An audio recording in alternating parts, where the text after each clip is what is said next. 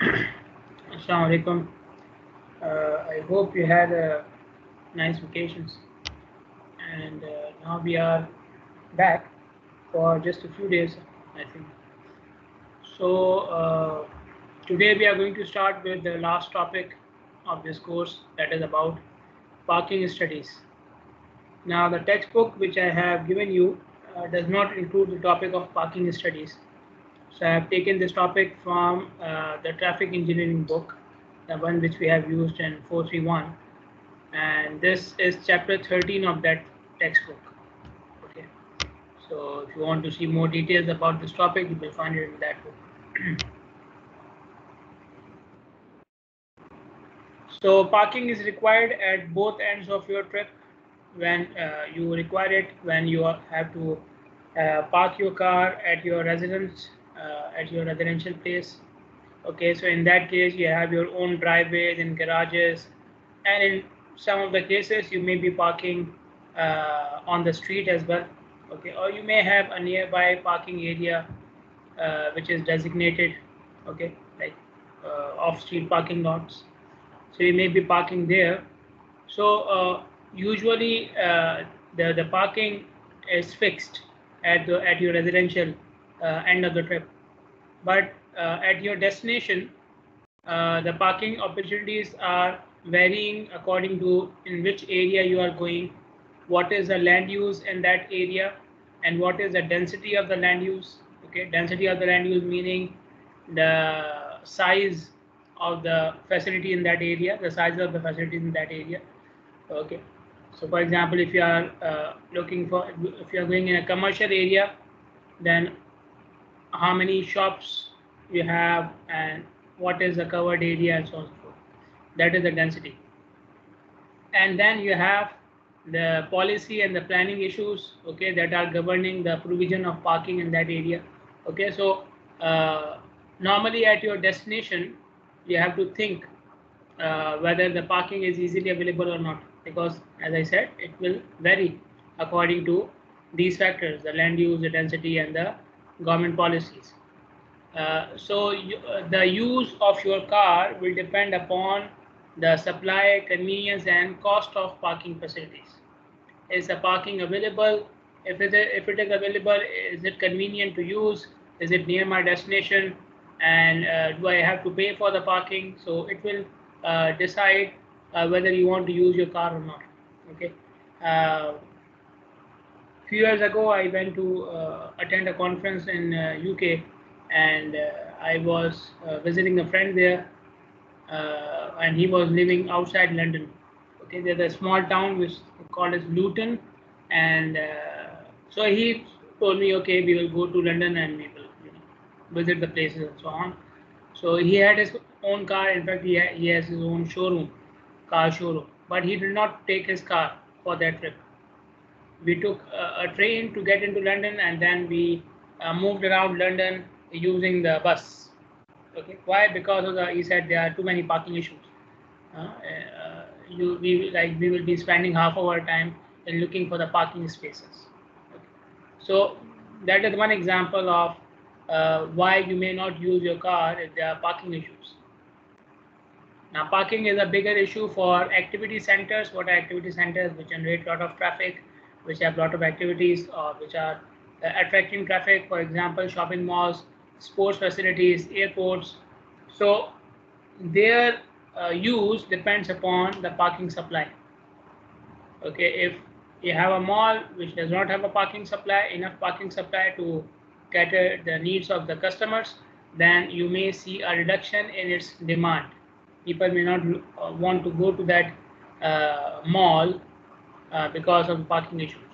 Okay, and same thing with other activity centers as well. Now, while you are giving the parking supply, while you are giving the parking spaces, you have to balance it, because if you keep on increasing the number of parking spaces, you need more land area, you are inviting more cars. So obviously it has some environmental and social impacts as well. So you have to balance it between the parking supply and other modes of transportation. For example, public transportation and walking areas and bicycle lanes and so on. Okay, and drive through, you know, So we have so many drive-through restaurants and so many drive-through facilities as well. Even now the malls are offering this service that you can order online and then you can just come and pick up your order, right? So this is one way of uh, minimizing or reducing the demand of the parking areas. Okay, so one of the key issues in the determination of parking is the parking demand. Okay, and parking demand depends upon the type of development you have, whether you have commercial or residential or industrial or what. Okay, and then you have to also find out where you are going to locate that parking, those parking spaces. Okay, you want to provide it, but where they should be located. Okay, so then you have to obviously look at the map of the area and decide about the location of the parking spaces. Now, how many spaces should be provided depends upon the zoning regulations. Okay, so the government decides for this zone and for this type of activity, these are the minimum number of spaces which should be provided. If any of one of you has been involved in the construction of your house or any house, then if you have gone to the government department for approval of your design of your house, then they have the requirement of the number of parking spaces as well. That if you have a house this much of this size, then you have to provide these many parking spaces. There is a requirement from the government. So how does the government, or how do you as a traffic engineer decide about the number of parking spaces? You need the type of land use and the size of the land use, as I said, the covered area or the number of shops or something like this. That is the size. The density of the development in that area. Okay, like I said, like per unit of land, how many shops you have, or how many people are employed there, how many students are there, and so on. Okay, so that is the general density according to the per unit land area. Okay, and the amount of public amount and quality of public transportation access you are providing in that area. Like I said, if the public transportation quality and access is higher, then the parking demand can be low, because you are trying to encourage people using public transport. So parking generation or the parking demand can be taken from ITE trip generation parking generation rates. So we are already familiar with ITE trip generation rates, which we have used in the first chapter of this course. Okay, so those were trip generation rates. These are now parking generation rates. So they are different, right? They are different. Those are trip generation rates for each area. How many vehicles will come out of that area, or how many vehicles will be attracted towards that area? And these are now how many parking spaces should be provided for each type of facility. So what does ITE mean? ITE stands for what? Institution of Traffic Engineers. Institute of Transportation Engineers. Okay, Institute of Transportation Engineers. So the first edition of parking generation rates was published in 2010, and now in the textbook they are using the fourth edition. Okay, fourth edition has been published and now it is being used. Okay, so parking generation gives you the parking generation rate gives you the maximum observed occupied parking spaces. Okay, how many occupied parking spaces you need on the basis of size and activity level of the land use. Okay, size and activity level of the land use. What do we mean by it? I will show you in the coming slides. So in the parking generation rate manual, we have 106 land uses available, and in the coming slides, I will show you the parking rates for the most important and accurate ones. Okay, they are, like I said, I will not show you 106 land uses. I will show a few, but these are the most important ones, or these are the ones for which the parking generation rates are more accurate. Okay, so the accuracy of the rate is given in the parking generation manual. So you can see some of them. We have residential, we have retail, and within residential, then we have different types of residential spaces: apartment building, high-rise buildings, townhouses, detached townhouses, detached housing. Okay, and then we have shopping centers. One thing, it was, I think, a confusion in the first exam as well. You see this value x and you see the rate. So if you want to calculate the parking number of parking spaces, you will take the number of x in this land use and multiply with the rate. Okay, so for example, if you are talking about residential land uses, then x is the number of dwelling units, number of residential units. Okay, number of apartments, number of houses. If you are talking about shopping centers, then x is the floor area. Okay, GFS stands for gross floor area. Okay, so 1000 square feet of floor area. So you take the rate and multiply by the 1000 square feet of the floor area of that shopping center. Okay, so if, with respect to each land use, the number which you have to multiply with the rate will change, because for shopping centers we measure the intensity and the size by its floor area. For residential, we measure the intensity, the size with respect to its number of units. Okay, so you can either calculate number of parking spaces multiplying with the rate, x multiplied with the rate, or you can use x in the equation if it is given and the equation is accurate enough. Okay, so normally more than 0.6 is considered as an accurate equation. Okay, so you can see in this case, for example, for single family detached housing, the rate and equation both are enough or both are given, and for the equation the r square is more than 0.6. Okay, I've already explained what we mean by r square in the first chapter, but this is basically the accuracy of the equation. So if r square is higher than 0.6, then you use the equation. Okay, if equation is given, r square is given, r square is more than 0.6, then use the equation. Okay, if equation is not given, then use the rate, or if equation is given but the r square is less than 0.6, then again use the rate. Okay, then you will simply multiply x with the rate. Okay, the important thing which I want to emphasize here is x. Okay, x means the size of the land use which you are going to use to calculate the parking spaces. It was a similar thing in the case of trip generation rates as well. For each land use, you have an x value, and then you take the x value, multiply with the rate. If the rate is given, if you want to use the rate, or you will put it in the equation if the equation is given and it is accurate. But the x value will depend upon the type of land use. X for residential is the number of units. X for shopping center is the number of square feet of the area, 1000 square feet of the area, and so on. Okay, so you have to keep it in mind.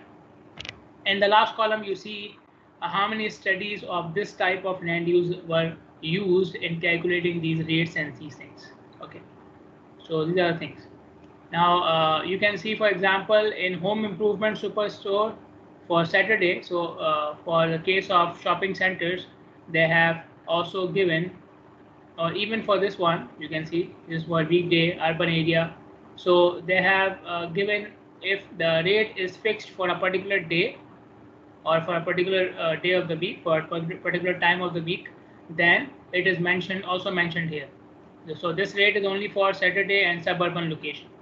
Okay, this rate is for Saturday and not in December. This rate is for Saturday which is in December, and so on. Okay, so you have to pick the rate according to the time and the location if it is given. So if you come here, home improvement superstore, Saturday, rate is given per 1000 square feet of the floor area, but no equation is available. So if you have to calculate number of parking spaces for this, then you will only use the rate. Okay, but if you come for this one, supermarket weekday in the urban location, then the equation is available, it is accurate. Use the equation, put the 1000 square feet of the area as x in the equation, you will get the number of parking spaces. Okay, this is continuation of the previous table. Okay, so we have now educational buildings, okay, office buildings, lodgings, recreational facilities. Okay, these are for restaurants. Okay, quality restaurant, family restaurant, fast food restaurant. So quality restaurant is like a bar or a cafe. Family restaurant, which is bigger, has family seating, and fast food restaurant we know, right? McDonald's and these things. Okay, so parking generation rates will give you maximum spaces required in the peak timings. Okay, so the timings which were mentioned here are normally the peak timings for these facilities. Peak timing mean when the traffic is or the parking is in high demand for these facilities. Like I said, if you go for parking generation manual, ITE parking generation manual, you will see more rates and more detailed information. We may have, I have not seen it. Obviously, they will have it, like I have said. If any one of you has a chance to get a hand on the local parking generation rates, then let me know. Okay. One thing you have to keep in mind while you are designing the parking area or finding out the parking demand, that if the parking demand is close to full, it is not completely full, it is close to full, then users, the people who are coming for parking in that area usually do not waste time in looking for that 1 or 2 spaces which are left. Okay, so you have a parking area which has like 100 parking spaces and it is filled up to, let's say, 95%. So 95 spaces are filled and in the whole area you have 5 spaces left. So someone will come towards the parking area. He obviously only 5 spaces left. At the first glance, it will look like the whole parking area is full. So in that case, the user may not even enter the parking area to look for that 1 or 2 spaces which are left here and there. Okay, so you have to keep like 5 to 10% extra margin for this type of behavior. Okay, that the user will not be wasting time when looking for 1 or 2 spaces which are left here and there. Okay, he will just have a glance at the parking area, it looks full, he will go out. Okay, so like even in the peak timing, the parking area is filled around 90 to 95%. Okay, because the rest of the users are not looking for, then they stop looking for the parking spaces within the area. Okay, let us do an example for calculating of the parking demand. So we have a general office building consisting of 50,000 square feet of the office space. What is the peak parking load expected to be at this facility? Okay, general office building. So we are here. Okay, general office building. The rate is given for weekdays, suburban location. So we'll use this. Normally, this is the case, office buildings. Okay. So now we have 2 options. We can use the rate and we can use the equation as well. For the purpose of explanation, I will use both. For the purpose of explanation, I will use both. But you can see the equation is here and the R square of the equation is more than 0.91, which is very accurate. So you should be using the parking spaces coming from the equation. Okay, coming from the equation. But in any case, we will use both. In this case, just for the sake of explanation. Okay, so X should be in 1,000 square feet of the floor area. 1,000 square feet of the floor area. How much of that is given? 50,000. So X will be 50. Okay, because 1,000 is already in the scale of the area. Okay, so X is 50. So give me the value of parking spaces as per the equation and then calculate it as per the parking rate as well. So just put X here as 50 in the equation and give me the value. 2.51 into 50 plus 26, how much?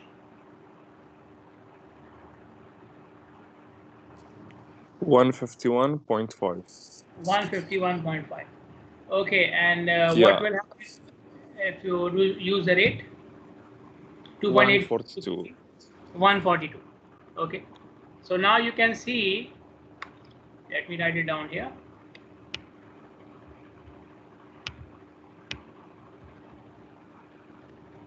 Using the 151.5 spaces. So obviously 152 spaces, right, approximately. And using the rate 142 spaces. So you can see here that the rate is underestimating, right? The rate is underestimating the demand. Okay. So like I said, like it's not about underestimating, overestimating. If the equation is available, it's accurate, we use the equation. Okay. So I just used both for the sake of explanation. Okay. Now you may have some facilities which are sharing the parking area with other facilities. Okay. Because for one facility you may have extra parking available, or there are other services within the same building. For example, you may have a shopping center which has many different stores as well. For example, if you go to city center, if you go to like the nearest one to my house is Ramni Mall, or you may go for Seif Mall. So all these are, or you go to this Isa Town Mall. We have a Seif Mall in Isa Town as well. So in all these cases, you have multiple stores and multiple types of facilities within the same building. Okay, so obviously they will share the parking area. They will share the parking area. Okay, so they have restaurants and banks and stores within the same building. So they will share. Okay, so there are multiple users or people who are coming for multiple destinations, but they are using the same parking facility. Okay, so that parking facility is satisfying the parking demand of multiple users and multiple facilities. Okay, so obviously it is more efficient than to provide a separate parking space for each type of facility, right? To provide a separate parking space for each store and each bank in that building will not be efficient. Okay, you will require a lot of space, and even then it may not be enough. So you must have seen on the roads, on the side of the road, the stores and these cafes which we have. Normally they will put a board outside their door that this is only for the customers. Okay, and that is only 1 or 2 spaces. So you must have experienced that you want to use that, you want to go to that store, but those 2 spaces are already filled. So you have to park somewhere else. Okay, so this is an efficient use, right? If all of them agree that this whole lane belongs to us, so whoever wants to come in any of these stores or any of these shops can park here, then at least you will be parking closer to your destination. Okay, in these cases there are 2 spaces there, and those 2 spaces are filled, and all the other stores are saying this is only for our customers, so you park maybe on the other side of the road or maybe somewhere else. Okay, so shared parking increases the efficiency of use of the parking area. Okay, there's another type of shared parking as well. You have, for example, an apartment building which is near to your parking facility. Okay, so obviously the apartment building is not inside the building, it is nearby, but you have enough parking spaces available to accommodate the users of that apartment housing as well. So you may ask them to pay you a fee, and you may offer them, or you may allow them to park in your parking facility as well. This is another way of sharing the parking facility. Okay, so in that case, if somebody is paying, then you may reserve the parking space for him, for that user. Obviously he is paying, he wants to have the facility to himself, so you may have a reserved parking space for him. Or if you know that at the time when he comes in the evening, most of the facilities in my building are closed, so he will eventually find the office, he will eventually find the space when he comes. Okay, so in that case you don't need to reserve, because the space availability is ensured. Okay, so obviously this second aspect, the second option is much more efficient than reserving a parking space. Okay, normally typical sampling of the facilities which may require a single parking is this. Okay, banks and public services. Okay, these are normally open on the weekdays, right? Banks and public services. So you will find many buildings in which these facilities are combined. Okay, office and other employment centers, park and ride facilities, like you come to a parking station, okay, and then you take a bus from there, you take a train from there. The countries where they are using the metro service and the light rail service, okay, the tram service, they have these park and ride facilities. Okay, so the one park and ride facility can accommodate many types of users. Okay, it may accommodate people who are taking the bus or the train or whatever. Schools, daycare centers, colleges, they can be combined together. Factories and distribution centers can be combined together. Medical clinics can be combined together, and other professional services can be combined together. Okay, these are for the weekdays. Weekdays in the office timings. Okay, then we have in the evenings we can have auditoriums combined together, bars and dance halls. I don't know them here, but anyways, meeting halls, quality restaurants, theaters, hotels, these things can be combined.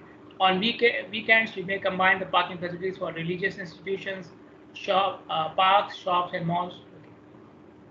So this is a typical sampling of how these spaces can be combined for different facilities.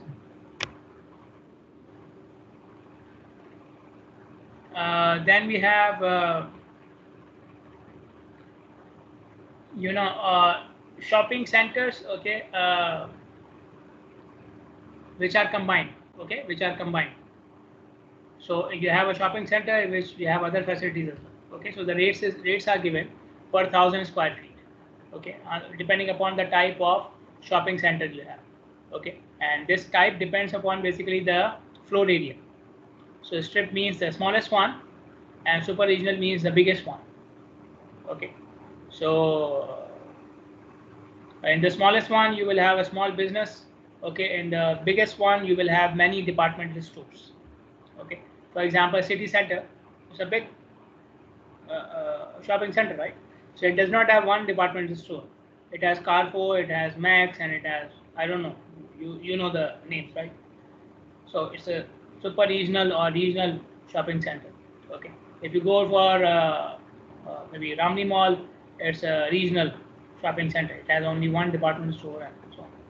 Okay, so the rates are given, and then we have parking rates, which are given again on the basis of the land area. GLA stands for gross land area. Okay, and so the size of the land area is given, and then you have the percentage of the shopping center occupied by other facilities.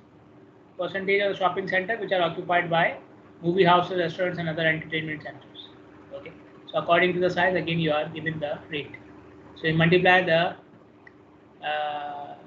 land area with the rate. Okay, if you have less than 20%, then you will use these rates. Okay, if there is less than 20% occupied by other facilities of the shopping center, then you will use these rates. If it is more than 20%, then you can use these rates. Okay, so these rates are for up to 20%. Okay, now in both cases, for this case as well as this case, these guidelines are given for the 20th peak hour of the year. 20th peak hour of the year.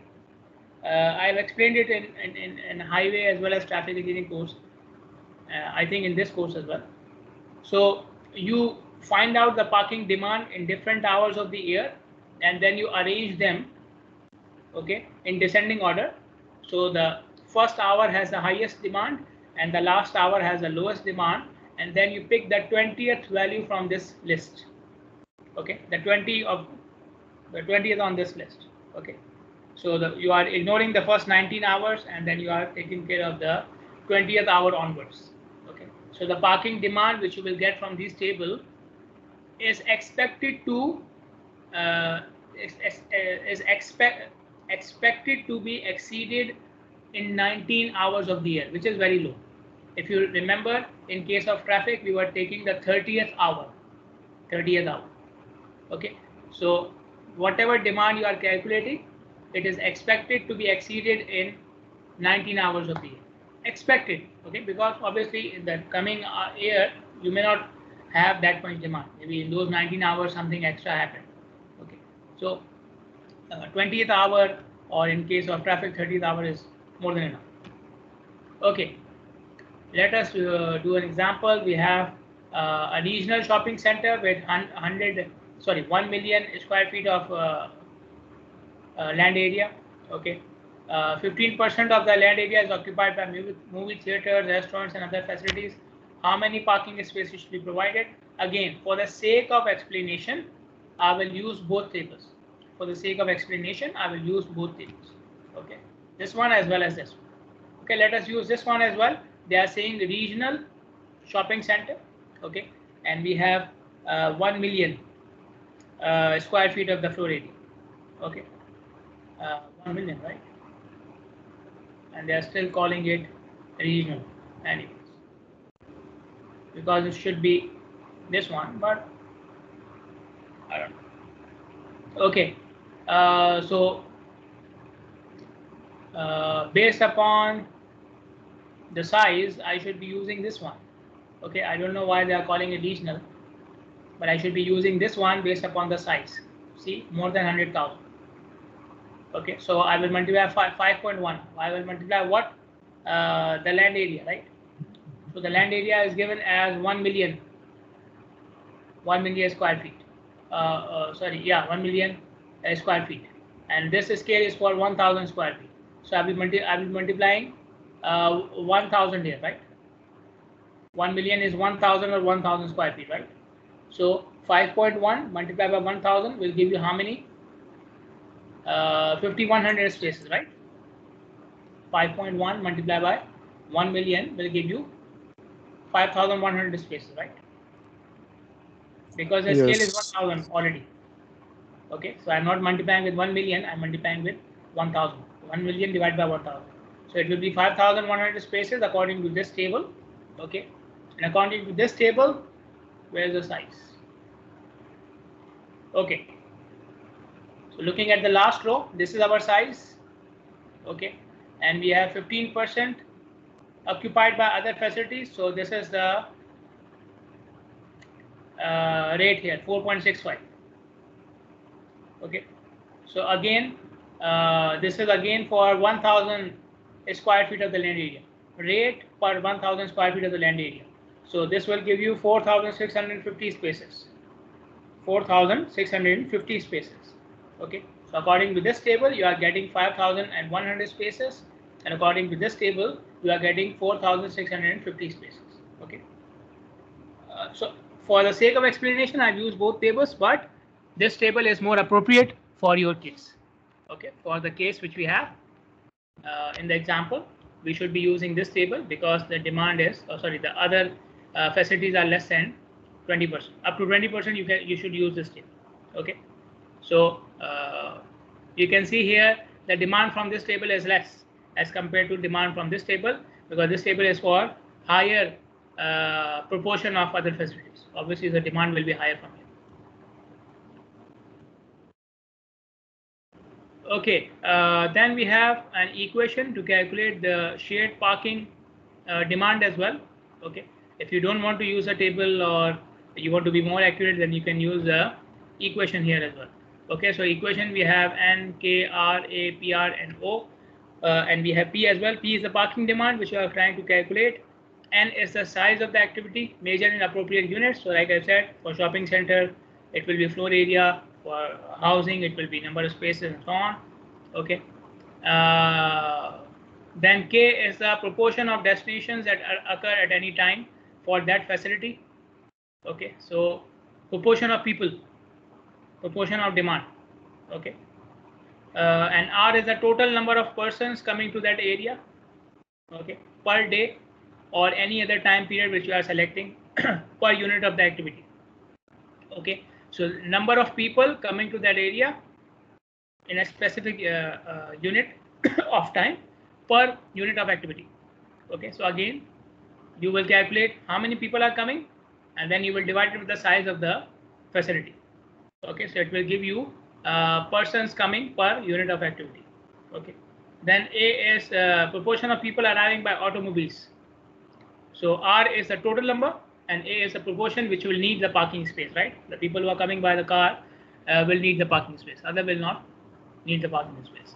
And then O is the auto occupancy of the travelers which are coming towards the shopping center. Okay, auto occupancy meaning travelers per car, average number of travelers per car. Okay, so you need the size of the facility. You need the percentage of people who are coming at any particular time, at any one time. Okay, you need the number of persons coming in the whole day per unit of the activity. You need the proportion of coming from R, which are coming by cars, and then you need rate, which is occupancy per car. Okay. So let us look at this example. We have the case of the same 1 million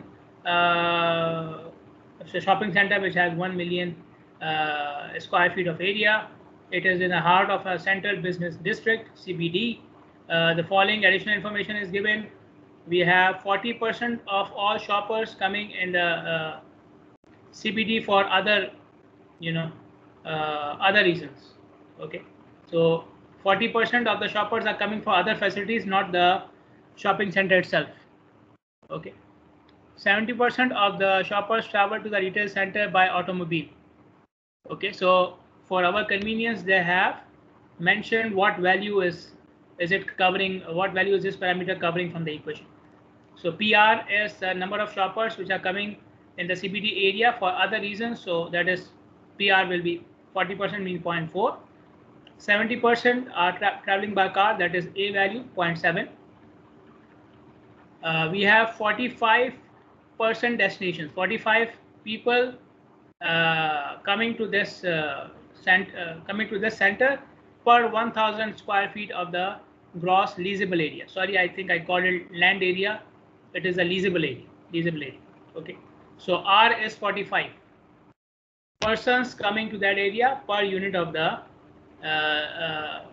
activity. So that is 45. So R is 45. Okay, and out of which 20% come in the peak parking period. So K is 20%. Okay, so K is the value out of the total which comes in the peak parking period, which is 20%. I think we use the same K factor when you are calculating the directional design hourly volume for traffic as well. K had the same meaning there. You have the daily volume, and K is the factor which is coming in the peak hour. So that is exactly the same thing we are using here. Travelers coming to that shopping center, 1.5 persons per car. That means what? Half person is coming in one car, half in the other car. Right? So you cut down 1 person, put it half in one car, half in the other car. No, this is average. Okay, so in some cars you have 2 people, some cars you have 3 people, some cars you have 4 people. You have taken the average, it is 1.5. Okay, so occupancy O is 1.5. Okay, and the size should be taken in 1,000 square feet of the gross leasable area. So you have 1 million size, so 1 million divided by 1,000 to convert it to 1,000 square feet of the gross area.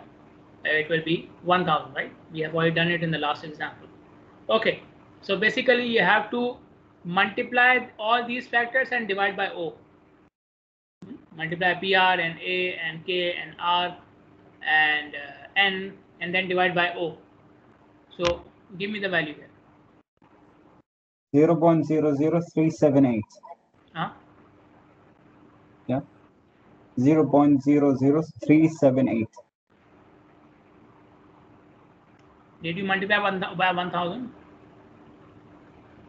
Maybe we have to multiply by 1 million. You multiply 1,045 and then you divide by 1.5. Sorry.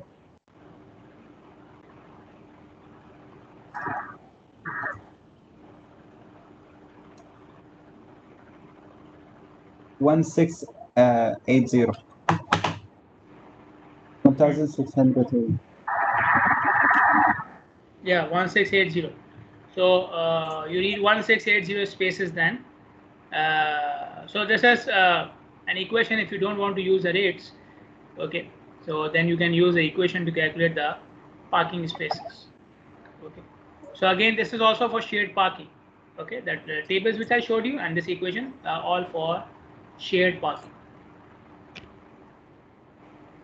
Okay, obviously equation is more logical, it has more parameters than the tables. Okay, so if you can collect all these parameters, then you should use the equation. Obviously using the equation is more accurate but needs more data. Okay, like I said, the parking generation rates depend upon the zoning regulations. Okay, So these zoning regulations, they specify the number of minimum parking spaces that must be provided according to the type and size of the facility. Okay, so this is set by the government. If you don't show in your design those many parking spaces, then they will not approve your design. Okay, so this is why we call it zoning regulations. This is part of the regulations. And in those regulations, then you have minimum standards for handicap parking as well as loading zones as well. Okay, so they will tell you you need total these many parking spaces, and out of these, this much percentage should be for handicapped people, 10%, whatever. Okay, and then you should have these many spaces for loading zones, loading vehicles, trucks. Okay, so this is also important, especially for commercial areas. Okay, so this comes from the government. They decide about these things. Okay, you can have multiple arrangements for shared parking. Okay, and now this is from the government point of view. Okay, so how can the government encourage, or in what ways the government can encourage shared parking? Okay, now we are not talking about shared parking which is by chance. Okay, we are talking about shared parking between different facilities, and you are trying to make the area more environmental friendly, having less cars in the area. So this is the point of view of the government, right? They want less cars in the area, less environmental damage, less traffic, and so on. So they may encourage the owners of different facilities to come into some sort of arrangement to share their parking spaces. Okay, so these are three types of arrangements. You can have agreement between various sites to use a single or multiple parking facilities within a walking distance to all the sites. Okay, so normally within 500 meters, people accept to walk. So if they have to walk like around 500 meters from one facility to another facility, they are willing to do that. Okay. So you have a dominant land use, and the peak demand is for the other. So you have, for example, a shopping mall, and then around the shopping mall you have small shops, or you have maybe some office buildings or something like that. So their peak hours are different. Peak hours for office building and the shopping mall will be different. Okay, so then you can construct one parking facility where shoppers from all these different destinations can come and park. Okay, because the peak hours are different, so the facility will not be filled because of any of them. Okay, because if the peak hours are same, then that one facility may not be enough. Okay, because everybody is coming at the same time. Okay, so this can work if the peak hours are different. Okay, you may ask the developers to pay you a fee so that you can build exclusive parking spaces for them. Okay, or for their buildings. So in their building they do not have enough parking spaces. You will ask them, okay, pay us a fee. We will construct another parking plaza here. In that parking plaza, we will allocate some spaces for your facility. Okay, so you will have multiple developers who will pay you the fee, and you can use it to manage that parking facility. So again, it's a separate parking facility, but now you are asking the developer to pay you a fee so that you can reserve the parking spaces for you. Okay. So maintenance of these parking facilities is the responsibility of the local government. Okay, because developers are already paying you the fee. Developer meaning the owner of the facility, the owner of the commercial or whatever facility is using the parking spaces. Okay, or the third arrangement is that you have businesses which are in the same area, and they are normally in the downtown business districts. Okay, and you tax them. Okay, and you use those taxes to provide public parking facilities, general, for anyone. Okay, so you can have agreement between the users that they will make their own facility. You can have reserved facilities for them by asking them to pay a fee, or you can take general taxes from them, which the government already takes, and you can use those taxes to build public parking facilities. Public, it's general. Anybody can come and park there. Okay. So these are 3 types of arrangements for shared parking, which can be initiated by the government. Okay. So these are the zoning regulations according to the type of land use. Okay, the minimum number of spaces you will need. Okay, so again you have the rate here. Okay, I think all of them are rates. Okay, so all of them are rates and depend upon, again, the rate will depend upon what type of facility you have. Okay, public parking spaces should be more encouraged in dense parking urban areas, because if you go for exclusive parking spaces, it will be less efficient. Okay, exclusive parking spaces are less efficient, and when you are coming towards dense urban areas, so in dense urban areas the spaces are very short, very limited. Okay, so these parking rates can be lower in areas which have good transit facilities, good public transport facilities. They have good walking facilities. Okay, in some cases they make the area as a walking zone. Okay, I know, I forgot the place. It is in front of near London Museum. Okay, anyways, we have food streets in Pakistan. We have food streets in Karachi, in Lahore, and on these food streets they have made them no vehicle zone, no vehicle zone. So you cannot come on your vehicle onto that street. Okay, I think we have some streets like that in Turkey as well. Anyways, so they have these, so they become the walker zone then. Okay, they become the pedestrian zone. So obviously in that case the parking demand will be less, because people will not come to that area with on their car. Okay, so if you have walk-in patterns, okay, people who are walking or living near the facility, okay, you have made the area for pedestrians only, then you will need less parking. Okay, or if you have organized car pooling, car sharing plans. Okay, so now they are becoming more popular. People are doing it themselves. I keep on seeing these posts on Facebook and other social media accounts where people are saying, I'm going to this city at this time. Somebody wants to join me, they can. So this is carpooling, car sharing. Okay, you must be doing it, or you must have done it when the university was open. Okay, you must have shared your car with your neighbor or with your brothers and sisters. So this is, in that, obviously then you are increasing the occupancy rate of the vehicle, right? You are 3 people, you are using a single car, so parking demand will be less. So if these programs are organized, you have a platform on which you can go and register and you can have a car sharing. So I'm not talking about individuals doing it on the basis of mutual consent. I'm doing it. I'm talking about now something which is done officially. Okay, so you have a car pooling service, a car sharing service. Okay, which has a specific app or a web application where you can go and register and you can have the car sharing with some people. Okay, on daily basis. Okay, so it's not like, okay, I'm going there today at this time, why don't you join me? No, not like this. Organized car sharing programs, then the parking demand will increase. Okay, I think yeah. Okay, so I'll stop here, then I'll continue inshallah on Thursday. If you have any questions, you can ask me.